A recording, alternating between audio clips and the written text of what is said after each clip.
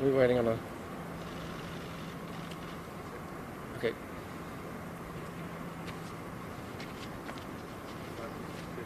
You don't have anybody from the Okay. Get ready to go. 3, 2, 1 now.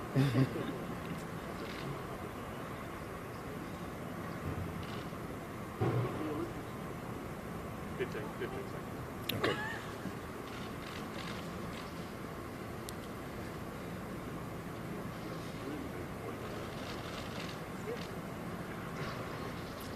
We do the same for you, Lane.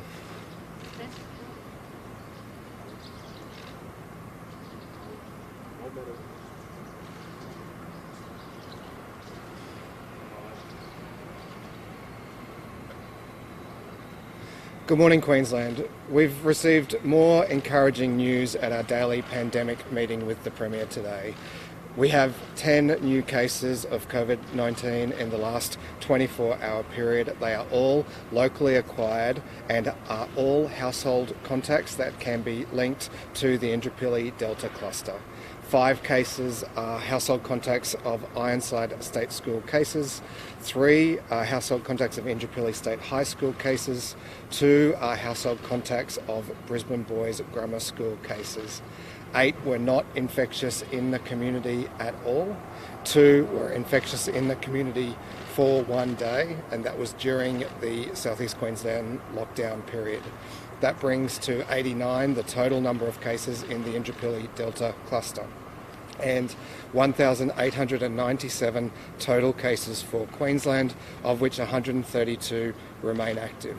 We did 48,028 test samples in the last 24-hour period, which is also a very, very good result. So across the metrics that we're monitoring most closely, the number of cases, the fact that they are linked, the number of infectious days in the community and testing levels, this is a very, very encouraging set of results for the 24-hour period. We now have 8,594 people in home quarantine, and I saw them described this morning as lockdown legends. They are indeed Queensland's lockdown legends, keeping us all safe. Unfortunately, we've seen Victoria go back into lockdown just 7 days after their previous lockdown. That means that we will again apply the hotspot restrictions, reciprocating the Victorian arrangements, so that those arriving from Victoria after 1 a.m. Sunday will need to go into hotel quarantine.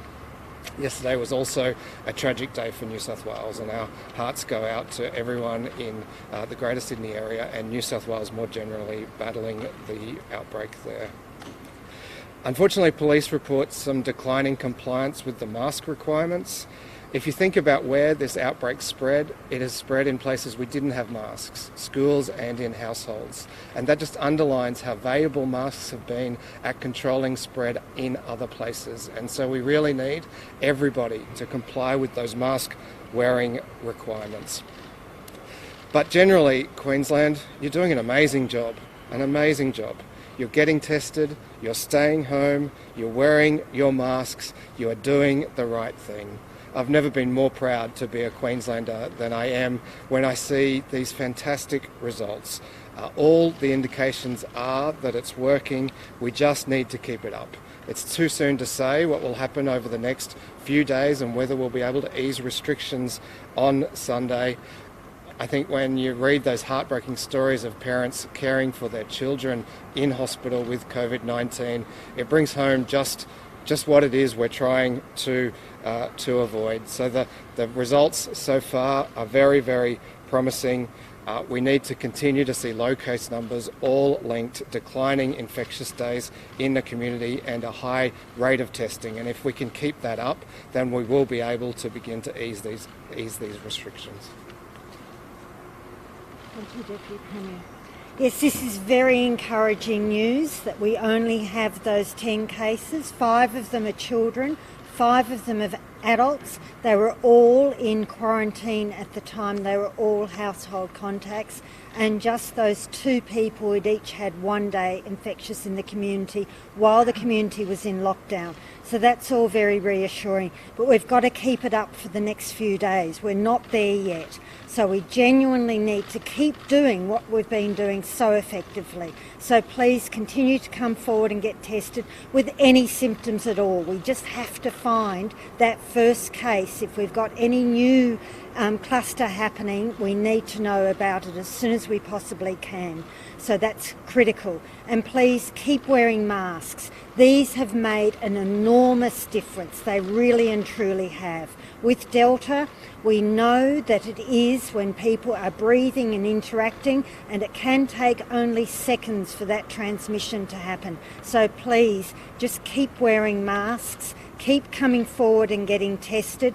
Use that QR code so that if we do have any case, we can very rapidly get hold of everyone and get everyone into quarantine. It's those things that will keep us safe and enable us, hopefully, and I genuinely am hopeful that we'll be able to lift this on Sunday, but if we don't do all those things, it'll make it really difficult to lift Sunday. And then going forward, we're going to have to be incredibly cautious. We've seen what's happened in other states. We know that the Delta variant is a completely different variant to the ones we were dealing with last year. So I know it's very confusing for people, but we can't use the same strategies we used last year. We've really got to ramp them up. So thank you.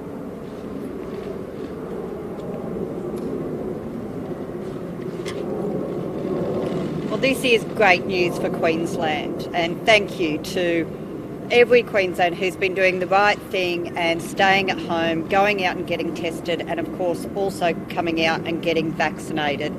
To know that 8 of the 10 new cases today have been in the community for 0 days infectious is fantastic, and only 2 of the others had 1 day in the community infectious. But we need to make sure we continue to follow the rules. Stay home. If you are feeling unwell, go get tested.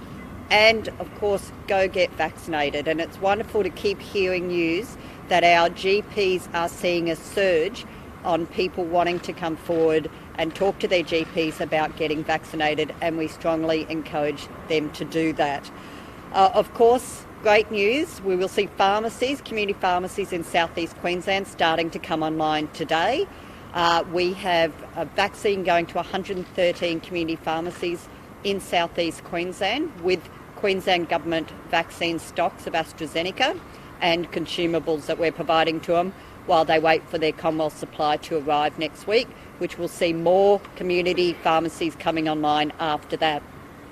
I'm very pleased to say that shortly after this press conference, I will be going to one of those pharmacies to get my second dose of AstraZeneca. And I have to say, the feeling of knowing that I'm going to be fully vaccinated after this vaccine today, it just gives me that extra level of confidence and comfort in relation to this vaccine and this virus. So everyone, if you are thinking about when to get your vaccine, please, if you are 60 plus, go and get your AZ, go talk to your GPs. If you are under 60 and you've already had 1 dose of AZ, like I have, then you should be going and getting your second dose as soon as you hit the 8-week mark. Don't wait till 12 weeks now. Come forward and see if you can get your second dose as soon as possible. Yesterday, we did the second highest number of vaccinations in the country, in Queensland. So well done, Queenslanders. Well done to our state-run vaccination clinics, the Commonwealth clinics and our GPs for the great work they're doing. Think of what we're going to be able to do once we get the extra vaccine and the pharmacies come online. It's really exciting to know that our numbers continue to go up, and as of today, 38.19% have had their first dose across Queensland, and we're now at 19.95%. So we're almost at 20% of the Queensland population who are eligible to be fully vaccinated. That is fantastic news. In relation to the report on the Prince Charles investigation. I've been advised this morning by the Director General that Professor Griffin wrote to him last night and asked for an extension of 2 weeks to deliver that report. Of course, we are very eager to see that report and what learnings can be gained from that, but the Director General has advised that that extension is being granted, so we expect the report to be provided to the department on the 20th of August now. So again, stay safe, stay home, go get tested and get vaccinated. Thank you, Queensland.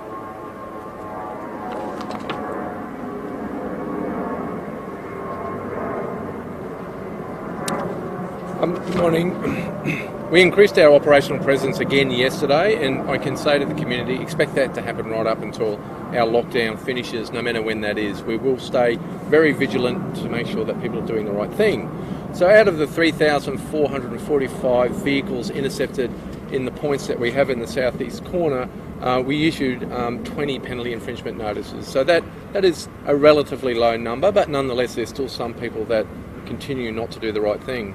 Overall, we issued 57 penalty infringement notices throughout the lockdown, and we arrested 2 persons, one of them being a person in Darling Downs district who on 3 occasions had been intercepted by police and continued to break the lockdown rules. So in the end we had no option but to put that person before the court.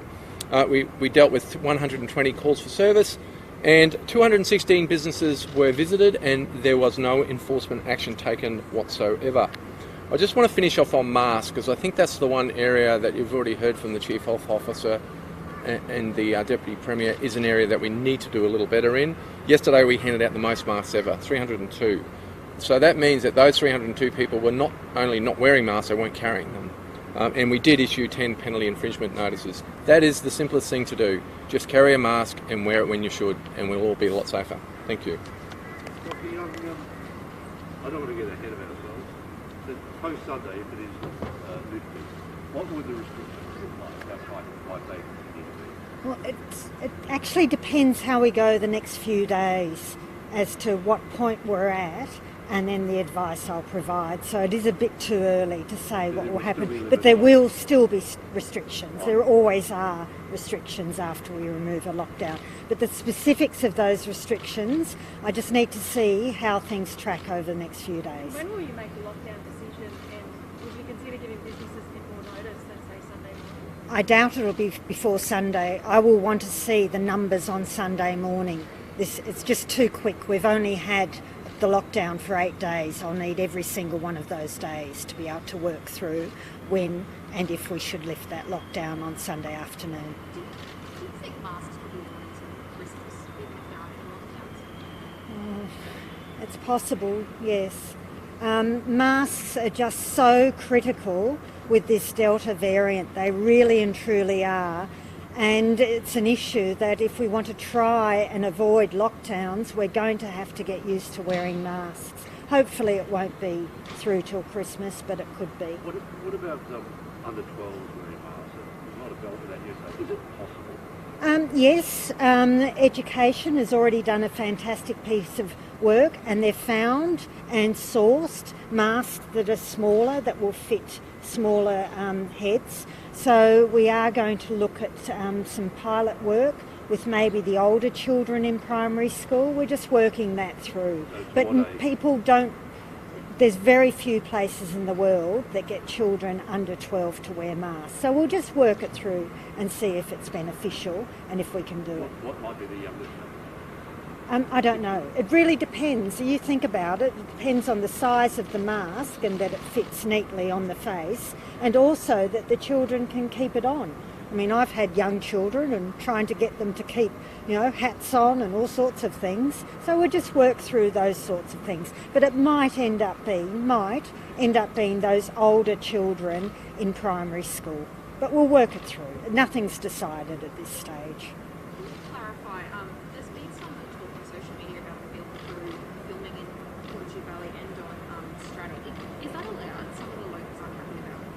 Yeah, and people, when it's essential work and they can't do it from home, they are able, as you all are today, to go and do their job. This might be a question for the Minister. There have been some questions raised about the value of the 8-mile plane 24-hour testing setting. It seems to be virtually deserted during the morning. Would it have been better to do that elsewhere? Or is it the right place? Look, we assess these things on a daily basis as to where the demand is, the capabilities of the facilities and suitability, especially when they're drive-throughs, and the volume of traffic and any sort of impediments that the long lines of cars might cause. So we'll continue to look at that. I am still keen to see other drive-through centres being opened up around Brisbane, but we do modify the hours and the days. So this is just a short-term thing at this stage while we have this cluster happening right now, but we'll continue to monitor and change where we need to set up these. So many others seem to be so busy from early morning right through.